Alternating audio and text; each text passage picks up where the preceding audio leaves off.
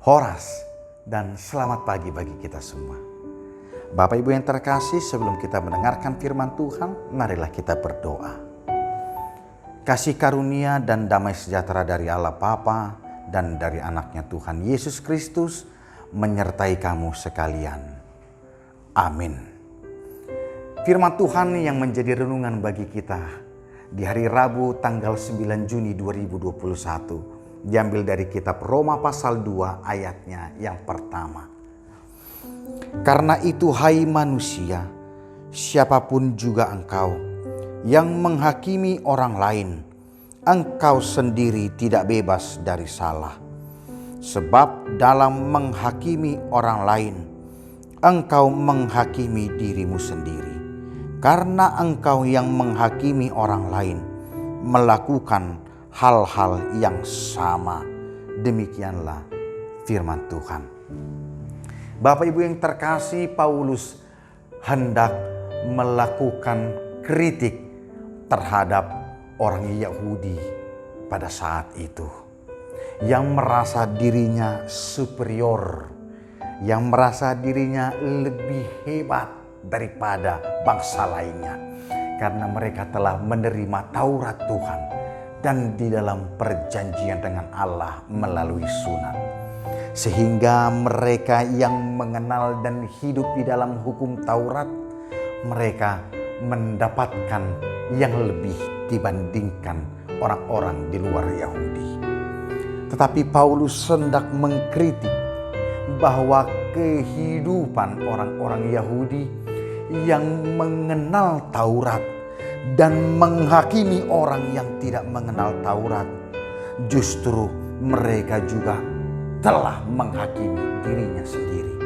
Karena hukum Taurat hanya mereka ajarkan, hanya mereka gunakan untuk menghakimi orang lain, tetapi diri sendiri tidak melakukan daripada hukum Taurat itu sendiri. Itu mengapa di ayat 21 Paulus lebih menekankan kehidupan yang tidak melakukan akan hukum Taurat itu. Bagaimana engkau yang mengajar orang lain, tidakkah engkau mengajar dirimu sendiri?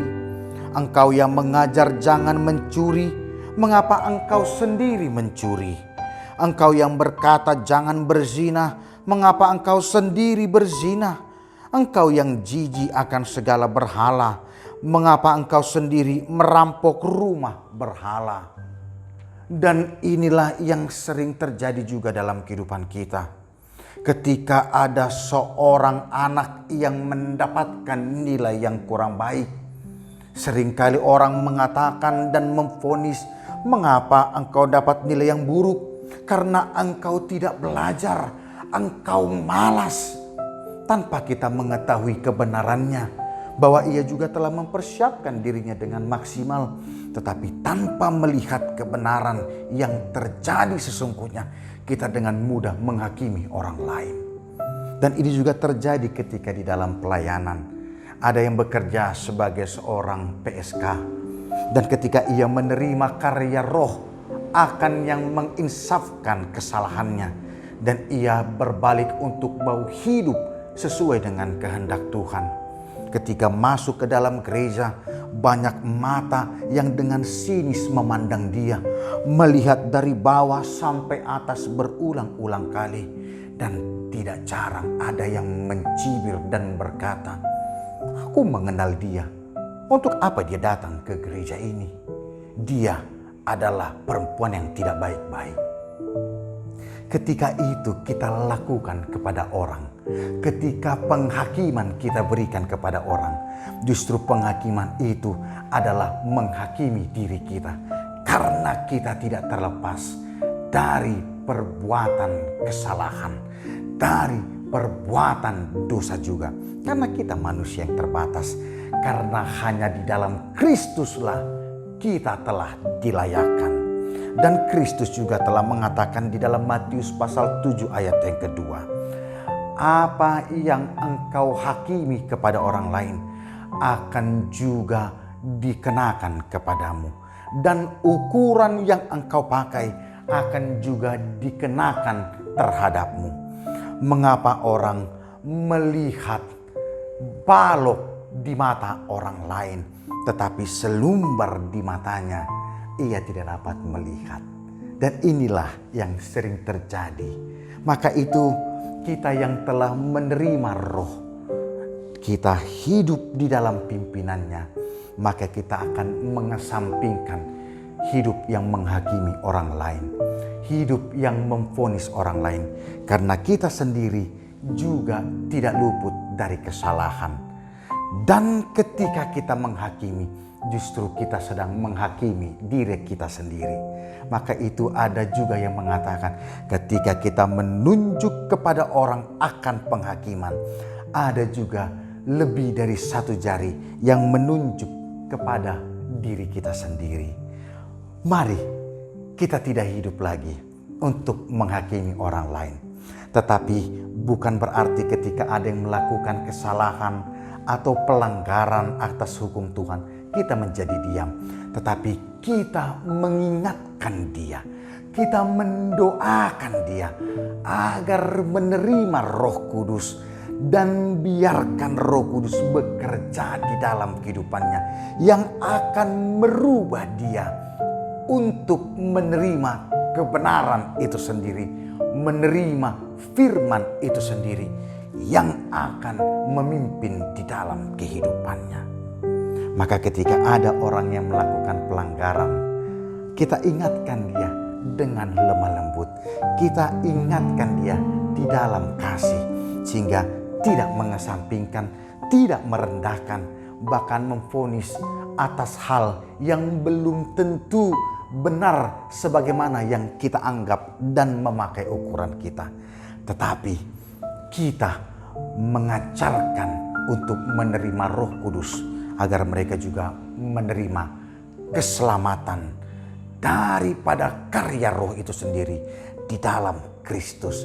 Sehingga ketika kita membangun persekutuan, kita membangun persekutuan yang hidup.